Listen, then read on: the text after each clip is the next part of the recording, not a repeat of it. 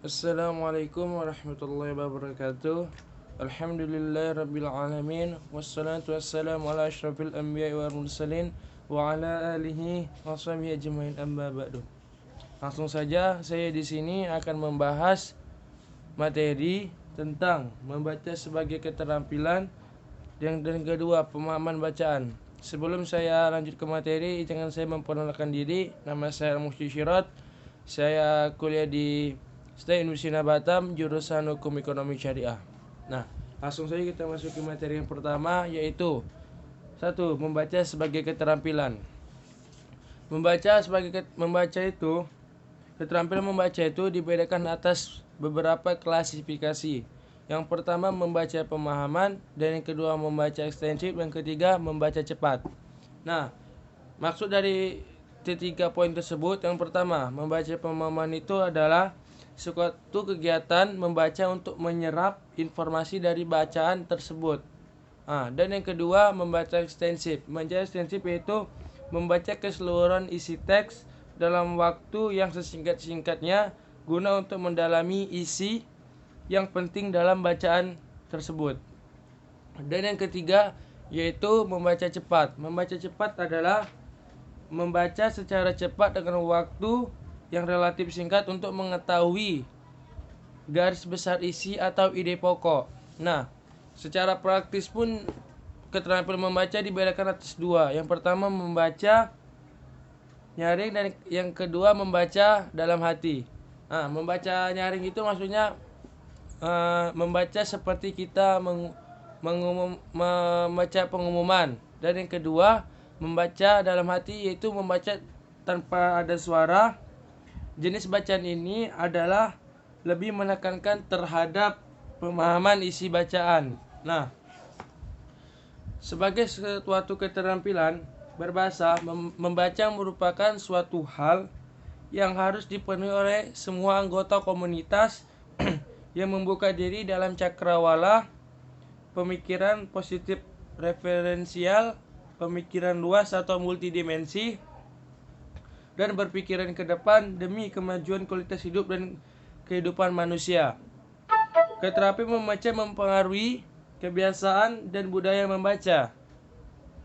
Keterampilan kita membaca itu dapat mempengaruhi kebiasaan kita sehari-hari dan budaya kita dalam membaca. Nah, orang yang mempunyai hobi membaca secara selektif senantiasa meningkatkan kualitas membacanya. Orang yang suka hobi membaca, maka dia akan meningkatkan cara dia untuk membaca.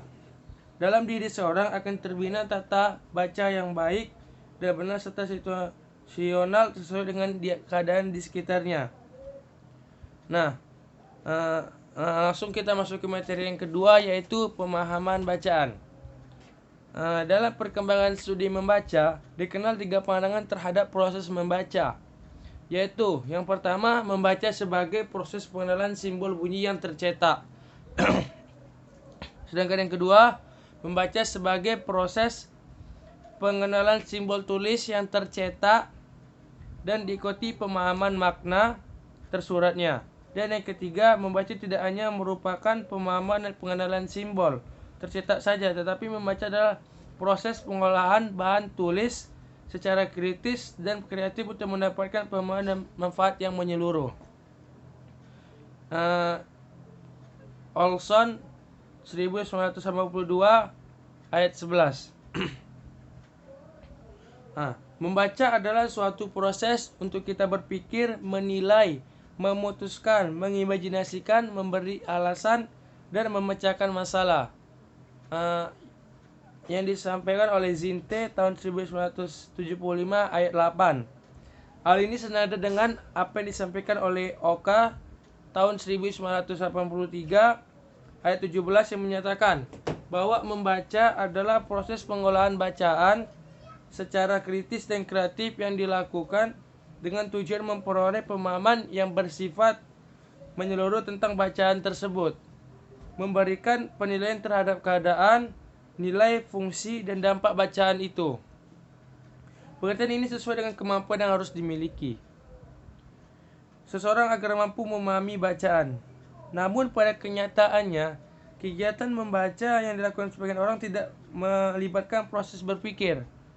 Ya, di setiap orang membaca itu setiap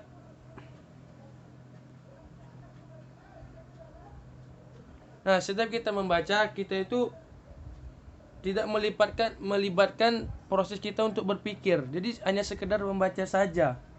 Nah, proses membaca itu dipandang sebagai usaha menyerap informasi dari bacaan ke dalam ingatan. Membaca itu dipandang sebagai usaha untuk kita dapat menyerap informasi dari bacaan yang kita baca itu agar tersimpan di ingatan kita. Konsep membaca seperti ini sesuai dengan pendapat yang disampaikan oleh Si Ahan tahun 1995 ayat 5.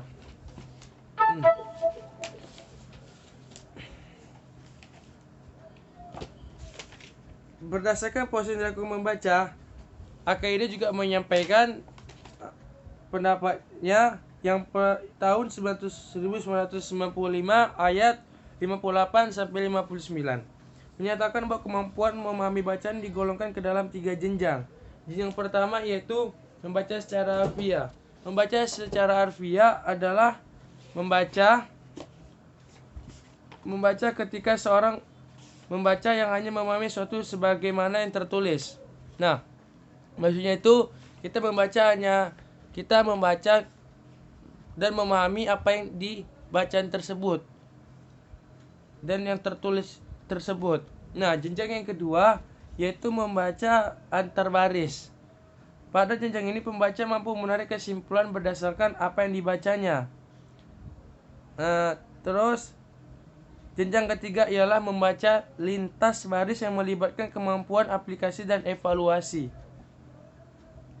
Arja Sujana juga menyatakan pendapatnya tahun 1998 ayat 113 yang berisi juga menyatakan bahwa ketiga proses membaca dapat dikelompokkan menjadi 3 tingkatan, yaitu membaca pada baris, di antara baris, dan di luar baris. Nah, selanjutnya pendapat yang disampaikan oleh Zinte tahun 1975 ayat 8 sampai 9 mengidentifikasikan ada 4 proses dalam aktivitas membaca, yaitu persepsi, komprehensi, reaksi, dan integrasi.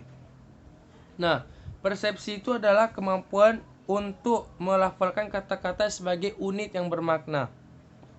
Kemampuan di sini maksudnya ialah kecepatan membaca dan memahami isi keseluruhan teks.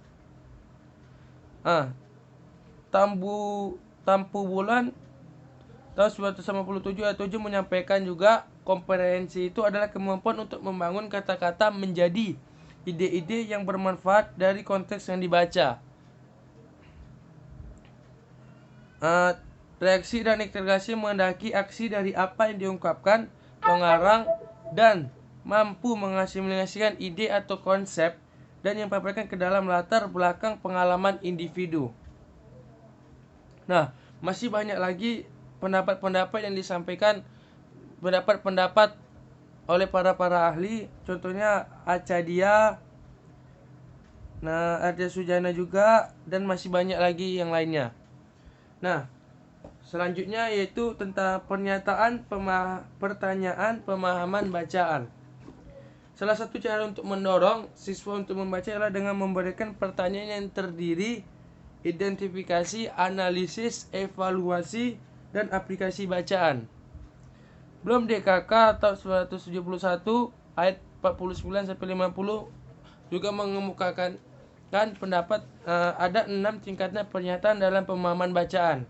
Yang pertama yaitu pengetahuan, ranah pengetahuan.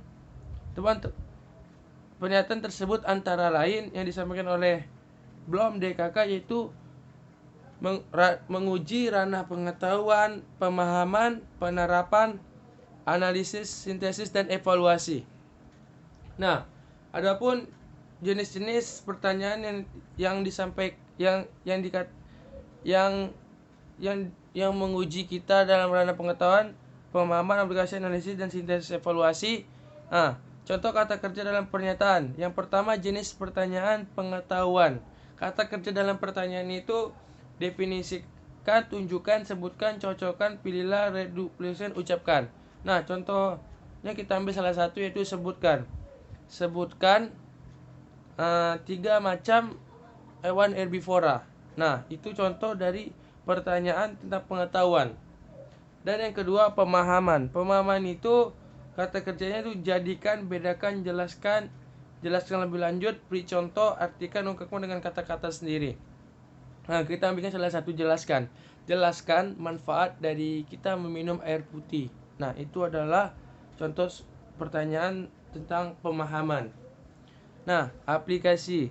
Aplikasi itu contoh kata kerjanya yaitu demonstrasikan, temukan, rumuskan, modifikasikan, ramalkan, siapkan, hubungkan, pecahkan masalah, gunakan.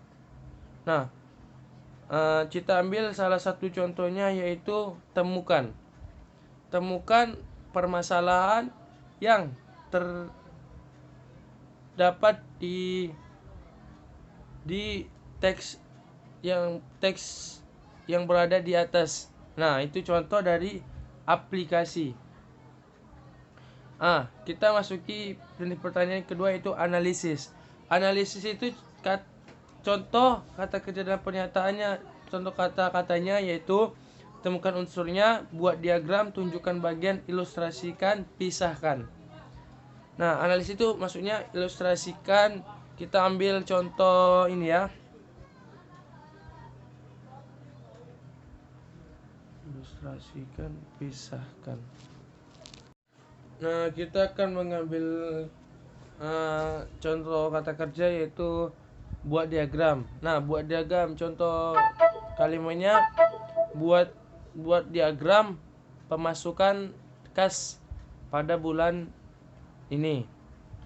Nah, masuk ke pertanyaan sintesis. Kata kerjanya itu kategorikan, gabungkan, ciptakan, susun, rencanakan, susun kembali, perbaiki, ringkaskan. Nah, kita ngambilkan gabungkan. Contohnya gabungkan teks 1 dan teks 2 agar mudah untuk dibaca. Nah, itu tentang sintesis. Sedangkan jenis pertanyaan evaluasi. Kata kerjanya itu simpulkan, beri kritik, interpretasikan, beri dukungan. Contoh dari kita ngambil beri simpulkan. Contoh soalnya itu simpulkan teks yang berada di atas. Nah, itu contoh dari kata kerja evaluasi yaitu simpulkan. Nah, langsung selanjutnya yaitu kita masuki materi selanjutnya yaitu berpikir kritis, mencakup kegiatan mengorganisasikan latar belakang pengetahuan, mengamalkan hipotesis, menguji hipotesis dan menilainya, seperti yang dikemukakan oleh Oka tahun 1983 ayat 15-16. Proses berpikir kritis, evaluatif, dan kreatif dalam membaca bukan saja merupakan bagian integral dan proses membaca, yang sama dengan proses pengenalan makna dan pemahaman makna dalam mewujudkan suatu kesatuan proses membaca. Nah, selanjutnya peran pengajar, dosen atau guru dalam pengajaran keterampilan pemahaman bacaan. Nah, kita di berbagai institusi pendidikan, pengajaran keterampilan pemahaman bacaan kurang mendapat perhatian layak. Dalam ini, para pengajar, dosen, atau guru sebaiknya mengetahui dan mengingat dengan seksama bahwa membaca tidaklah terjadi secara otomatis. Pertanyaan yang disusun dengan baik akan menimbulkan sikap penasaran dan rasa ingin meneliti. Dengan pertanyaan tersebut, kemampuan untuk mengkasihkan informasi atau kejadian serta kemampuan untuk menerapkan berbagai kriteria bacaan pada siswa akan tumbuh. Nah, maksudnya jika kita membuat pertanyaan yang baik, maka kita akan membuat para siswa itu penasaran dan membuat siswa itu juga ingin meneliti apa yang diberi pertanyaan oleh dosen kepada siswanya. Nah, pengajar yang dapat mengarahkan diskusi secara sistematis pada penelitian dapat membina pembaca yang kritis.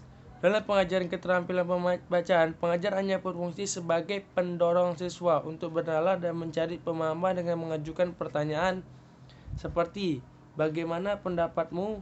Mengapa kamu berpendapat demikian? Dengan demikian, seluruh anggota atau kelompok berterlibat dalam membentuk hipotesis tujuan membaca digunakan sebagai pedoman dalam kegiatan membaca untuk menguji hipotesis.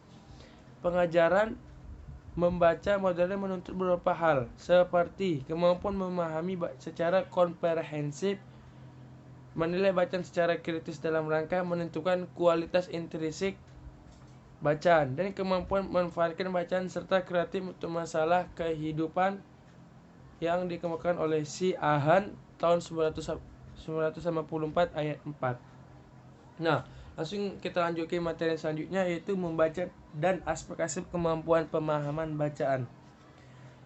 Marshall tahun 1966 ayat 12 mengemukakan juga mengatakan bahwa membaca adalah suatu kegiatan memahami kata-kata atau paparan tertulis. Hal tersebut didasarkan pada kenyataan bahwa banyak orang yang membaca menyuarakan kata-kata yang terdapat pada bacaan. Selain mengucapkan atau menyuarakan kata-kata, membaca juga merupakan suatu kegiatan memahami setiap kata yang terdapat di dalam bacaan. Nah, membaca itu bukan hanya sekedar membaca. Membaca itu juga membuat kita memahami setiap kata-kata yang terdapat di dalam bacaan tersebut. Selanjutnya, hal senada sebelumnya juga telah dikatakan oleh Bond tahun 1953 ayat 45 yang mengatakan bahwa membaca merupakan kegiatan yang kompleks dan disengaja. Dalam hal ini, berupa proses berpikir yang dalamnya terdiri dari berbagai aksi pikir yang bekerja secara terpadu. Definisi yang hampir senada diberikan oleh Ghani dan Semi tahun 1976 ayat 1 yang juga mengatakan bahwa membaca merupakan suatu proses yang dilakukan pembaca untuk memperoleh pesan yang disampaikan penulis dari suatu bahasa tulis. Sehubungan dengan itu, ia mengatakan bahwa membaca adalah suatu usaha untuk mendapatkan sesuatu yang ingin diketahui dari bahan bacaan. Nah, kita membaca itu juga kita harus menumbuhkan rasa ingin mengetahui dari bacaan tersebut agar kita membacanya dengan baik. Nah, pemahaman bacaan ialah kegiatan dari proses komunikasi dan berpikir dalam memindahkan pemikiran penulis ke dalam pikiran membaca. Menurut Free tahun 1963 ayat 24, kegiatan ini memerlukan suasana tenang untuk mencapai tingkat pemahaman yang tinggi. Dalam hal ini, Semi 1978 ayat 41 mengatakan juga bahwa untuk memahami ide-ide dan informasi yang ada dalam bacaan, yang paling ditekankan ialah aktivitas mental atau pikiran. Nah, lebih lanjutnya Brockton dan dalam Tarigan 1996 ayat 31 juga mengungkapkan bahwa membaca ekstratif meliputi 3 bagian, yaitu membaca survei, dan yang kedua membaca sekilas, yang ketiga membaca dangkal. Nah, membaca survei yaitu suatu kegiatan pemahaman bacaan di mana pembaca terlebih dahulu meneliti apa saja yang akan ditelaah. Nah, yang kedua yaitu membaca sekilas, yakni suatu kegiatan membaca yang lebih mengaktifkan mata serta memperhatikan bahan tertulis untuk mencari serta mendapatkan informasi dan penerangan. Nah, yang C, membaca dangkal, yaitu suatu kegiatan pemahaman bacaan yang bertujuan untuk memperoleh pemahaman dangkal dari suatu bacaan. Nah, adapun juga membaca intensif menurut Tarigan pada hakikatnya memerlukan bahan bacaan yang singkat. Membaca intensif menuntut adanya suatu pemahaman yang mendalam serta terperinci terhadap suatu bahan bacaan. Tingkat pemahaman ini berhubungan erat dengan kecepatan membaca. Kecepatan membaca akan menurun jika kedalaman serta kerincian pemahaman semakin bertambah atau meningkat. Nah, adapun menurut Ibrahim 996 ayat 193 terdapat beberapa cara untuk membaca suatu bahan bacaan berdasarkan tujuannya, yaitu A. Membaca teknis yang bertujuan akan membaca memiliki kemampuan membaca yang diucapkan yang dilakukan secara tepat sesuai dengan isi dan makna bacaan. Yang B. Membaca tanpa suara yang bertujuan agar membaca mampu memahami isi bacaan. Yang ke C. Membaca indah yang bertujuan agar membaca mampu membaca dengan menggambarkan penghayatan terhadap keindahan bacaan. Yang ke D. Membaca bahasa yang bertujuan agar pembaca dapat meningkatkan kemampuannya di bidang bahasa. Pemahaman bacaan yang bertujuan agar pembaca mampu memahami isi bacaan yang sedang dibaca sehingga akhirnya menjadi tambahan pengetahuan bagi dirinya.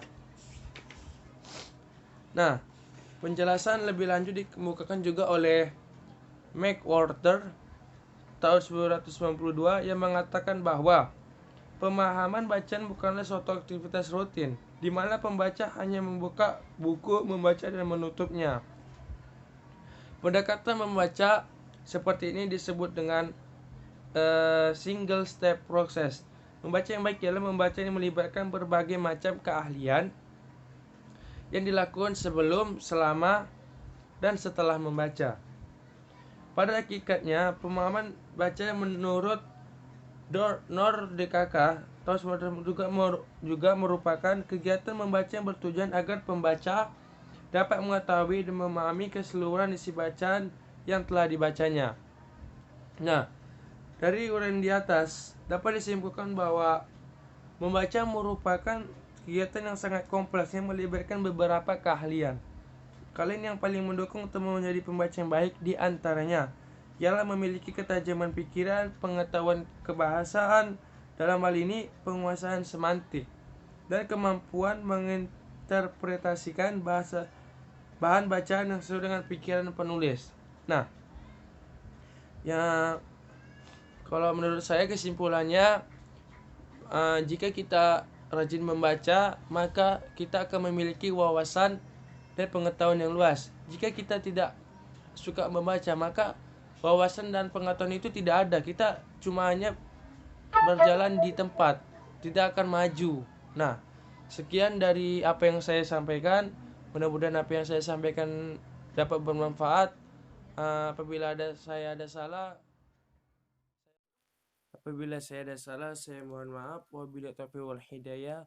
Wassalamualaikum warahmatullahi wabarakatuh.